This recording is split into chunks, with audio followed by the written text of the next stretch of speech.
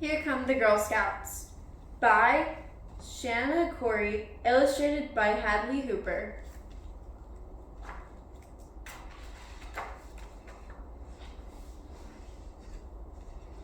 Daisy was a girl with gumption.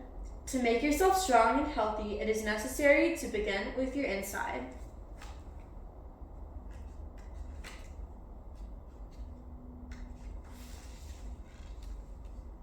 Daisy grew up in Savannah, Georgia, at a time when proper young ladies were supposed to be dainty and delicate. It is possible for any girl to make herself into a strong and healthy woman if she takes the trouble to do a few body exercises every day.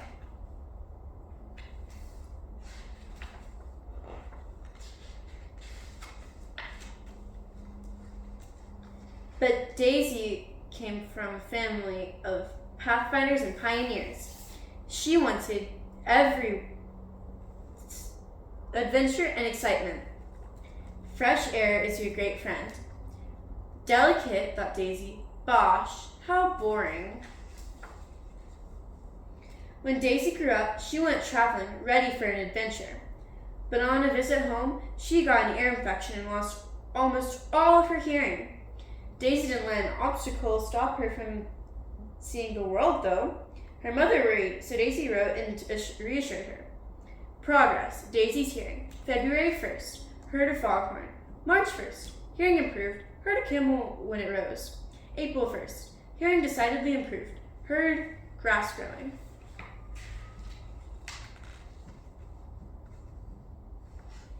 Daisy had adventure after adventure.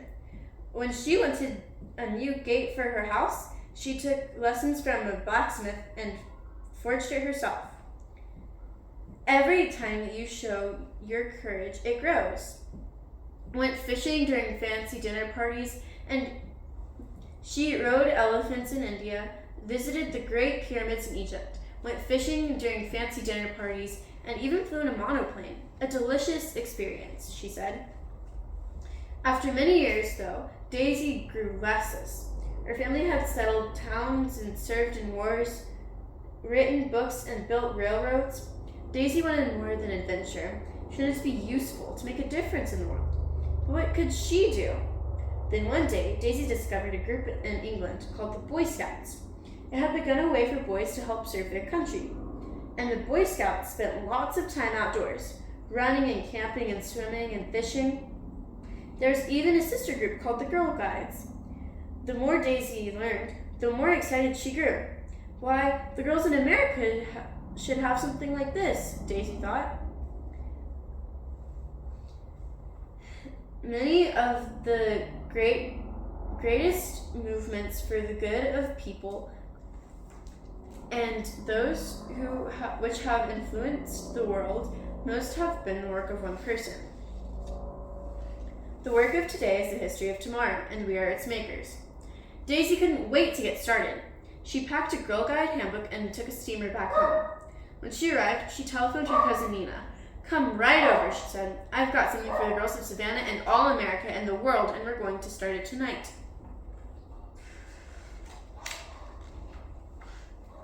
On March 12, 1912, Daisy began her biggest adventure yet. She invited 18 girls to the first Girl Scout meeting. She told them about all the adventures they would have. They'd hike and camp and swim. They'd do good deeds. They'd learn to tie knots and survive in the wilderness and even save lives. The girls thought Daisy's idea was brilliant. Daisy divided them into 2 troops. Then she taught them the Girl Scout laws. Getting right down and smelling the fresh soil is good for everyone. A Girl Scout is honorable, loyal, useful, a friend to all, courteous, pure, kind to animals, obedient, cheerful, thrifty. From then on, Daisy devoted all her energy to the Girl Scouts. She designed uniforms for them to wear. She gave them her carriage house to meet in. She turned the vacant lot across the street from her house into a basketball court. She even gave the Girl Scouts a boat so they could take trips up and down the river. Whatever you take up, do it with all your might.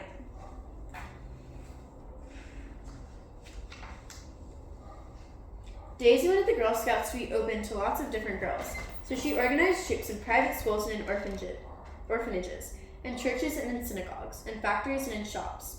Of course, some people didn't approve of Daisy's new adventure. Here come the Girl Scouts, they grumbled. Unthinkable, preposterous. But nothing would stop Daisy. A Girl Scout is a friend to all and a sister to every other Girl Scout, no matter to what social class she may belong.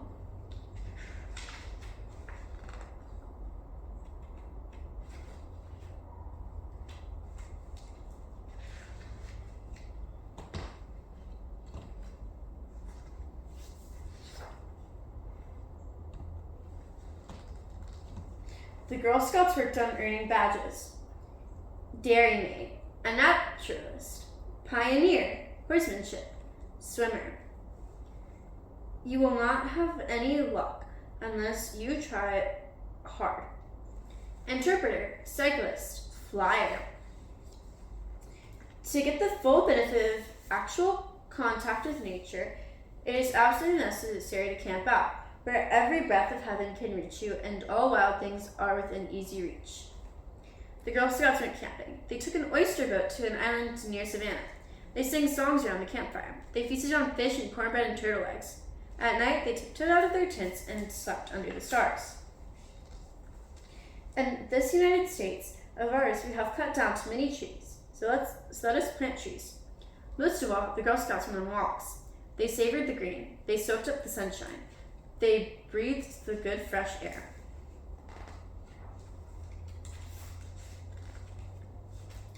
All over Savannah, people saw the Girl Scouts swimming and singing, hiking and camping and playing basketball. Some of them just sniffed and shook their heads. Nature, fresh air, bleh, said one dainty damsel. In my day, young ladies knew their place, grouched Grandmama. All that exercise can't be good for them, worried the neighbors. Other people saw them, though, and cheered. Here come the Girl Scouts. They hugged their daughters and smiled and said, it's about time. When mean girls want you to join in some low fun, when you think it's not right, be brave and have courage to say it isn't right. You'll feel twice as happy afterwards. Daisy traveled all over giving speeches and raising money for the Girl Scouts. Many people who heard her started their own troops. Soon there was Girl Scouts across the country. The world looks to great organizations like the Girl Scouts to break down petty barriers of race and class. To get on in the world, to give anything and get anything out of it, each girl has got to do her part. But Daisy never forgot the Girl Scouts of Savannah. Whenever she wasn't traveling, she visited them and told them about her adventures. She shared stories of female doctors and scientists, architects and airplane pilots, and she read to them from the Girl Scout handbook. One of you may someday alter the lives of hundreds of thousands of people. Daisy believed that girls could do anything.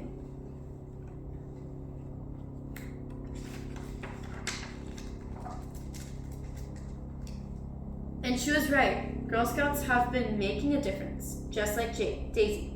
Every little girl goes to make up some part or parcel of our great whole nation. The end.